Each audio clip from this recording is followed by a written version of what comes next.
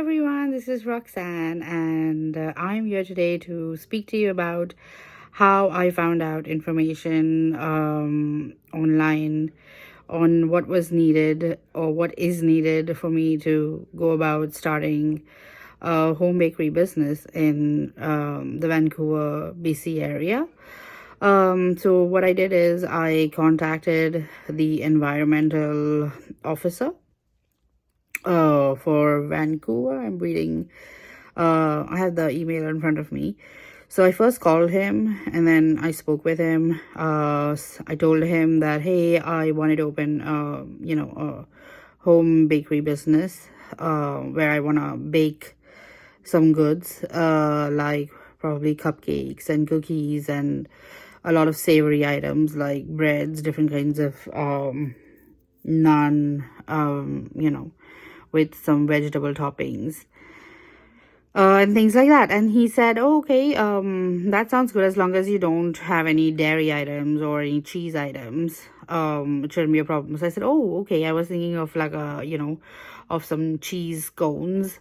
And he said, no, I don't think you can do that. But let me send you a guideline, like a farmer's market guideline, because that's where you want it to sell, right?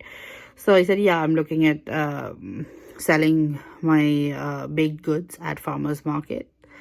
So he said, okay, yeah, you can use your home kitchen for that. That's not a problem. But if you want to sell anything in a retail space, or if you want to do catering or anything of that sort, you would have to rent a commercial kitchen and then have it inspected by us. And I think do some kind of a safety course, food safety course or something like that as well. He also mentioned to me that I would need to get in touch with the organizers of the different farmers markets that I want to participate in, and some of them might ask me for a food safety certificate. So if they do that, then I would have to do that online and get that food safety certificate done and hand it over to them or whatever. What else did he say? Let me read the email really quickly. So he says on page 8, it mentions that only buns and bread are allowed. In brackets, no dairy or cheese fillings. So buns and breads are considered low risk, so that's good. And then he says get in touch with the farmers market coordinator and confirm with them what documents you need to submit, or like the food certificate, the food safety certificate if needed. Because I also asked him if I need like my business to be registered or licensed, and he said no, as far as I know it's not needed. But then again, get in touch with the farmers market officer or coordinator. So I'm opening the guideline PDF that he sent me. Okay, so there's a list apparently like of everything that you can sell. So I'm just gonna look for that. So apparently in farmers markets you can sell low risk food items, and I asked for what were the different food items, and I think he sent me that list as well. So according to their guideline, a book or whatever pamphlet, it says low risk food means food in a form or state that is not capable of supporting the growth of disease causing organisms or the production of toxins. One or more of the following factors usually apply to these foods. A, water activity of 0.85 or less, or A, pH, which is hydrogen ion concentration, value of 4.6 or less. This is something that he mentioned to me, which I totally didn't understand on the phone when I asked him about the cheese cones, because he said you'd have to give us a sample for testing to see the water activity. And I was like, what like in cheese cones? I was like, okay, maybe I'll just not like make it, you know. So yeah, but I was thinking maybe, you know, you can use non-dairy cheese if you know, like want to modify the recipe, try it, test it till you love it, and then yeah, sell it. But yeah, something to think about later, I guess. Where are those list of food? I am not feeling well, so just bear with me. I'm in a very awkward position and mood, if I may. Okay, avoid food preparation. That's the guideline. Okay.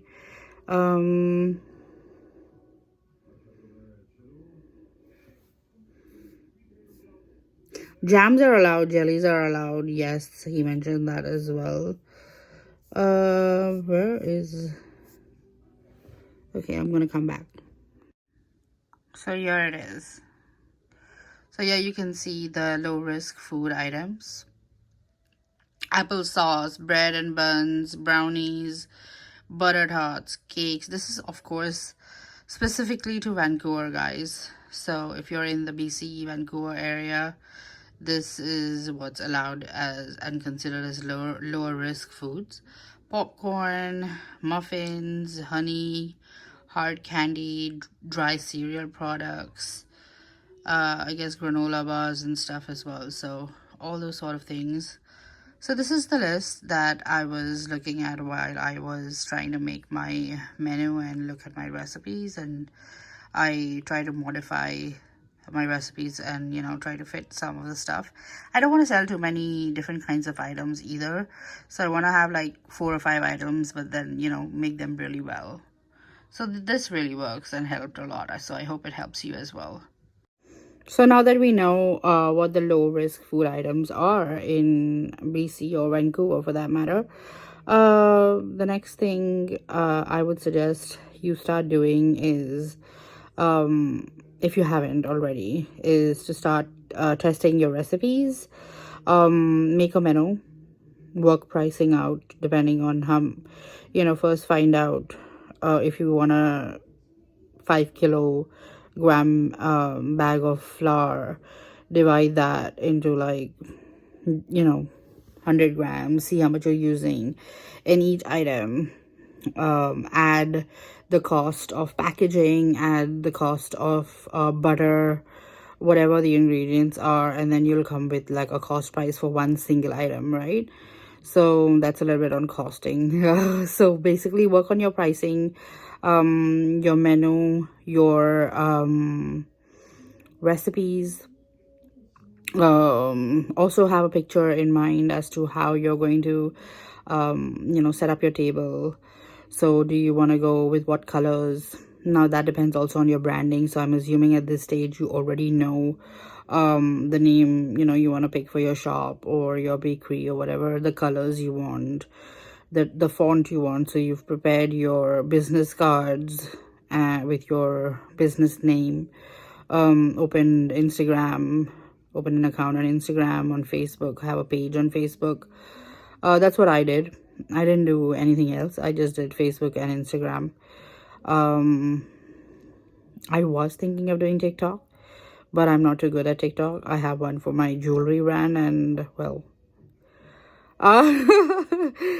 you can only do so much, right? So yeah, I have a YouTube channel, right? So I think those 3 are the social media platforms that I chose to go with. So you do the same, choose what works for you.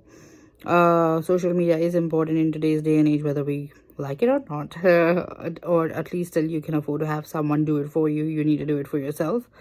So do that, get on social media, get your marketing materials in place, like your business card, your banner, your tablecloth, all of that stuff. Design your setup, how you're gonna, you know, what do you want on your table, what kind of setup do you want? Do you want acrylic? Do you want metal? Do you want a cottage chic decor? What kind of decor you want to go with? I'm going with a little bit of a modern Parisian sort of a, you know, vibe. So yeah, That's what I want to go with. And what else do you need to get started? So once you find out all the cottage law and what is required in your area, the next thing you need to do is and of course you've tried and tested your menu and your items in the menu, you have to get in touch with your farmers markets that you want to go and sell your items at, right? So I'm assuming that you already know which farmers markets you want to go and participate in, because that's really important. Some markets are draw a certain kind of crowd, so hopefully you've done your recce already and you know where you want to sell. So do that. Get in touch with the coordinators, ask them what they need, tell them or show them pictures, tell them what you want to sell, and then yeah, if there's a slot available and everything is in place, book it and go for your first farmers market. I think that's how you should start. Also on your Facebook page, advertise that, if you want to do pickups, local pickups, or if you want to go deliver the items to like maybe a particular area or a radius, have that in mind. If you want just pickups, then mention that. So all those kind of things, so you're not only dependent on farmers markets. I would also suggest look at pop-ups, local pop-ups at there are some boutiques and some cafes that have pop-ups, so maybe you can also try those. Wineries are a good place too. Not that I've done any of these, but I've done my research and I found out that these are the good places for a home bakery pop-up to take place. And yeah, start slow, be confident. I think I've done markets for my jewelry, so I'm thinking it's the same, but hopefully better, because my jewelry is really expensive, so I don't get that many sales. It's more for marketing. But in case of the home baking business, I'm thinking I should make more sales, because the cost of the items, the goods, the baked goods, is so much more cheaper. Like I think I'm gonna have like a small tart, which is like about $2 each. So that's the most lowest cost product or item that I'm gonna have. So I'm thinking I should definitely make some sales, right? So yeah, price your items accordingly, and then go all out positively and sell and bake and sell. All right, thanks. I hope this was helpful. Comment below if you think I've missed something. Comment below if you think this was helpful, and if you think you did something else that could help someone else that I haven't mentioned, let us know. Bye.